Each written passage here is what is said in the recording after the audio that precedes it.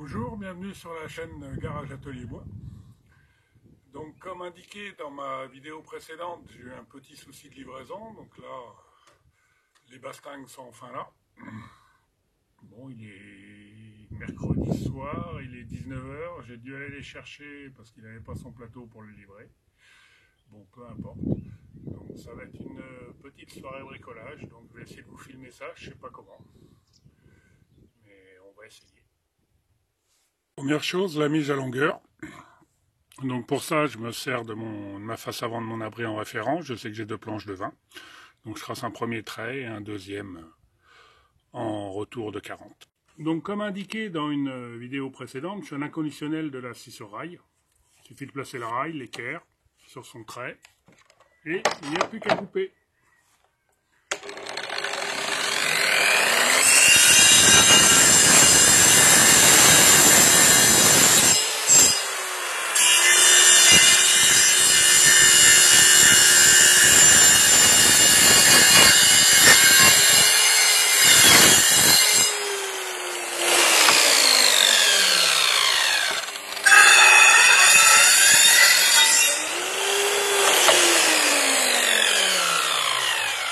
Donc vous voyez, même avec celle-là, du 50 d'épais, on est vraiment en limite de coupe. Voilà, juste du premier coup, les 2 bastingues sont en place. Donc là, j'ai juste essayé de voir un peu ce que donnait le niveau. Donc là, je suis juste à l'horizontale, en sachant que j'ai celui-là qui est un peu sous le pied de poteau, et celui-là qui est dessus. Donc je vais commencer les découpes pour affiner ça. Oui, le problème, c'est que là, le bastingue, il est prévu pour arriver ici. Donc là, je vais avoir toute la découpe à faire au niveau du pied de poteau, de manière à l'encastrer. Donc on va regarder tout ça pour les traçages. Alors pour le traçage, c'est très simple. Une simple équerre. Par exemple, là, ça me permet de marquer les 2 côtés du piton qui se retrouve sous le piquet. Là, les 2 lignes extérieures, en définitive, il va falloir que je les reporte parce que c'est... Je vais enlever 1,5 cm dessous de manière à rabaisser le devant au maximum. Hein, donc pareil sur les 2 embouts. Au bout, c'est un peu particulier parce que là, c'est pareil, c'est pour l'enlever le dessous. Et là, j'ai un coin parce que j'ai une gaine électrique qui monte au coin. Donc on va voir comment on découpe tout ça. Donc pour les entailles, on ne change pas une équipe qui gagne. Toujours à la scie sur rail. Donc là, découpe successive et il n'y aura plus qu'un petit coup de ciseau à bois à donner pour terminer. Chose pour les encoches. Sauf que là, on voit que j'ai eu un bel éclat. En parlant de ça, le bois, j'en ai pas parlé. C'est du Douglas. Brut de sciage. Ça suffit parfaitement pour ce qu'on a. Et l'avantage, c'est que là, je peux me permettre de faire les encoches, alors qu'avec un bois en classe 4, avec un traitement de surface, j'aurais été obligé de retraiter derrière, etc. 46, je pense qu'on va en rester là pour ce soir, parce qu'autrement, je vais avoir des petits problèmes avec les voisins, avec le bruit de la scie circulaire. Donc une fois qu'on a fait tous les détails, ça c'est pour l'encoche, le maillet.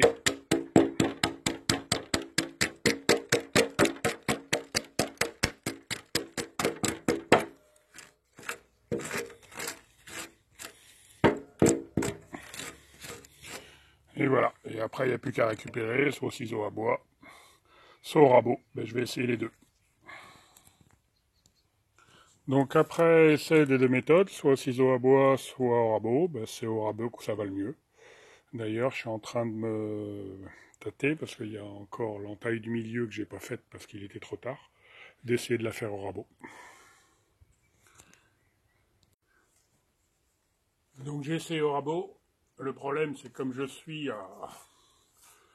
pas dans le sens du fil, je suis à l'opposé du fil. Ça me fait que des petits copeaux et j'ai trop de problèmes d'évacuation. Donc j'ai repris la méthode manuelle des charpentiers, le marteau et le maillet et le ciseau à bois.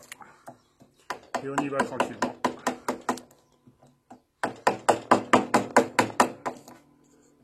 Mais ça fait beaucoup moins de bruit que les outils électriques. C'est un des gros avantages des outils à main.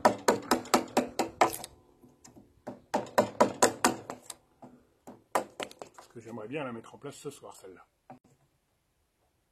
Ben voilà ce que ça donne une fois fini.